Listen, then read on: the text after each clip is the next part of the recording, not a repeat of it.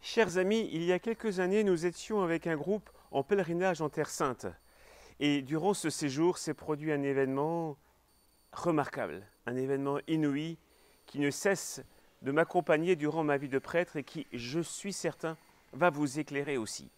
Il se trouve que dans le groupe, il y avait un couple qui était, comme on dirait aujourd'hui, éloigné de la foi, qui était là surtout pour découvrir Israël, se plonger dans ces lieux, mais sans forcément avoir une ouverture d'âme. Nous étions à Jéricho, une ville entièrement arabe, où il n'y a en fait qu'une seule église catholique. Tout le reste est quasiment musulman.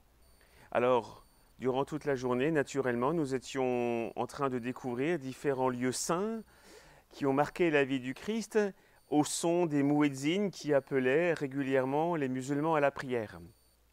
Mais le soir, nous avions rendez-vous dans la fameuse et unique église catholique.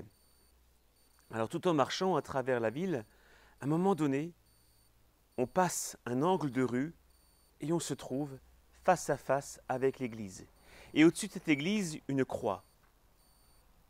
Et le fait de voir cette croix a provoqué dans le groupe et particulièrement dans le couple qui se disait éloigné de la foi, la vision donc de cette croix a provoqué une forte impression.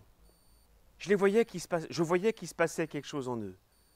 Après la messe qui nous attendait, je suis allé voir ce couple et je leur ai dit, j'ai l'impression que le fait de voir cette église, le fait de voir cette croix, ça a provoqué un choc en vous. Qu'est-ce qui s'est passé? Alors à ce moment-là, après avoir repris un peu leur esprit, parce qu'ils étaient saisis par l'émotion, ils m'ont dit, Monsieur l'abbé, en voyant la croix, on s'est dit, ici on est chez nous. En voyant la croix, ils se sont dit, ça c'est nous.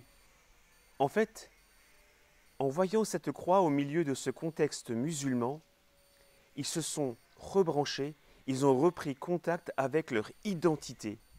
À travers quoi? À travers un symbole de la tradition chrétienne.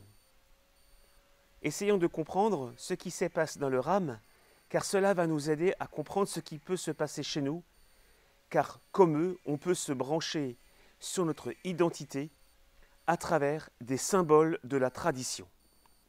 Que s'est-il passé pour ce couple?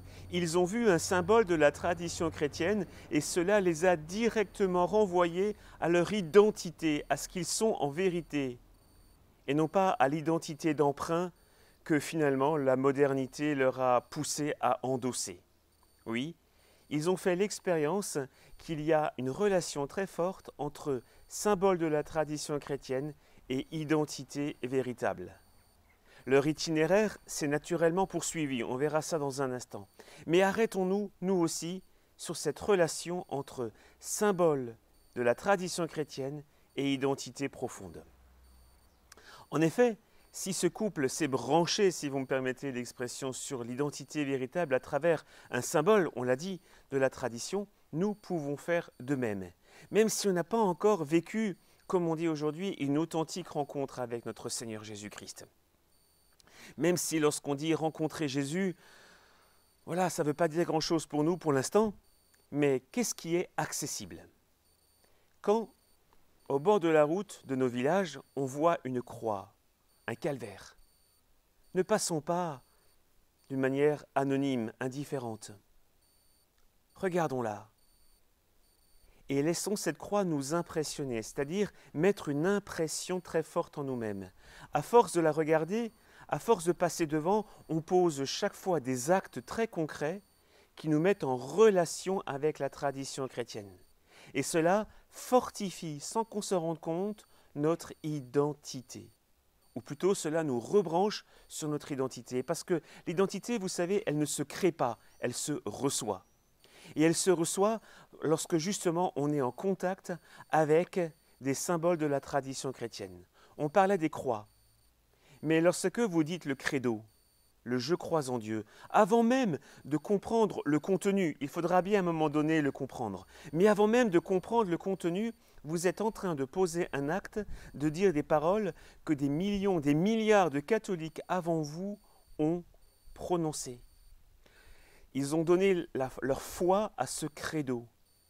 Et toi, lorsque tu dis le credo, tu poses un acte très concret qui te branche, qui te relie avec un contenu de la tradition. Et ton identité commence à se fortifier en toi.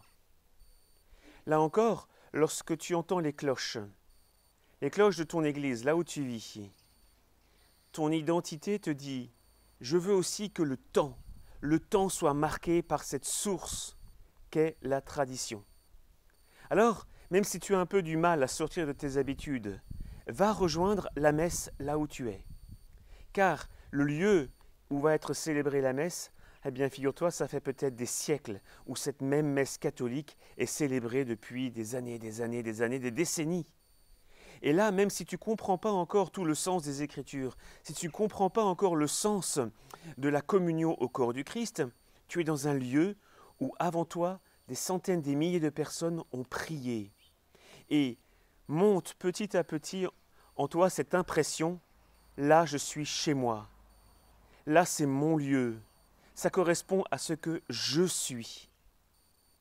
Encore une autre possibilité de te brancher avec la tradition, je l'ai vu récemment, une personne avait malheureusement perdu son mari. Et avant l'enterrement, qu'est-ce qu'elle a fait? Elle a ouvert un tiroir, elle a ouvert devant moi un très très vieux missel. Un missel que sa grand-mère avait, que son père avait, et qu'elle a maintenant, cette femme. Rien que l'objet, en le prenant, on voyait qu'elle le faisait avec vénération.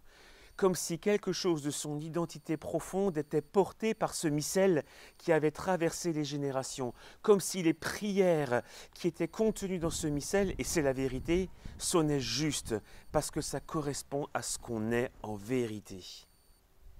Alors voilà, qu'est-ce qu'on est en train de comprendre?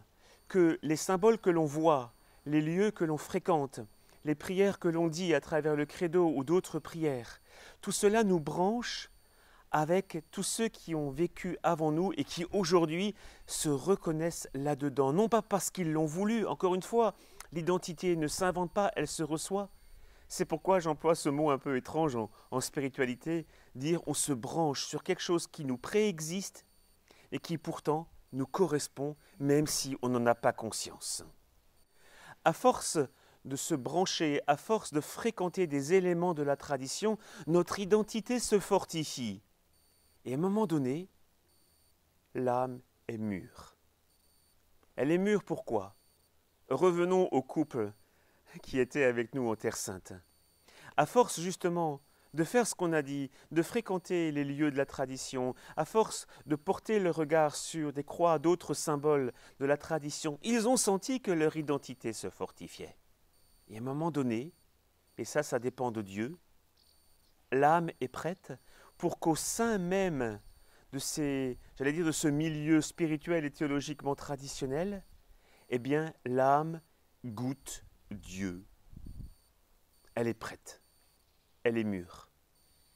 Alors, on peut penser à saint François d'Assise, qui lui aussi s'était déjà fortement enraciné dans la tradition spirituelle. Et voilà qu'au cours d'une messe, il entend le prêtre ou le diacre proclamer l'évangile en disant « Celui qui veut être parfait, qu'il renonce à tous ses biens et me suive, disait Jésus. » Eh bien, à ce moment-là, l'âme de saint François d'Assise était prête pour recevoir l'appel du Christ.